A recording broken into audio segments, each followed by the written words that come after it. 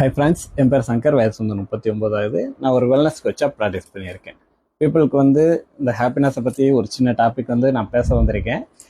இன்னைக்கு ஹாப்பினஸ் வந்து எங்கே இருக்குன்னு நிறைய பேர் தேடுறாங்க. ஹாப்பினஸ் எங்கே இல்லைங்க, நமக்குள்ளே தான் இருக்குது. ஒரு சின்ன சின்ன விஷயத்தில் வந்து ஹாப்பினஸ் கிடச்சிச்சின்னா அதை நீங்கள் அப்படியே வந்து ஒரு பொக்கிஷம் மாதிரி நீங்கள் பார்க்க பழகிக்கணும். என்னன்னா, நம்மளோட ஆஃப்டர் வாழ்க்கையை வந்து எப்பயுமே வந்து நம்ம இப்படி இருப்போம் அப்படி இருப்போம் திங்க் பண்ண முடியாது யாருனாலையும்.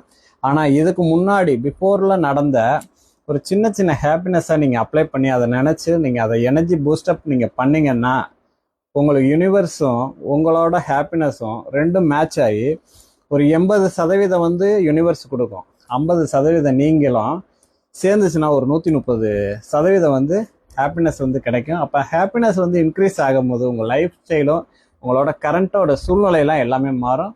இன்றைய நாள் இணைய நாளாக இருக்க வாழ்த்துக்கள்.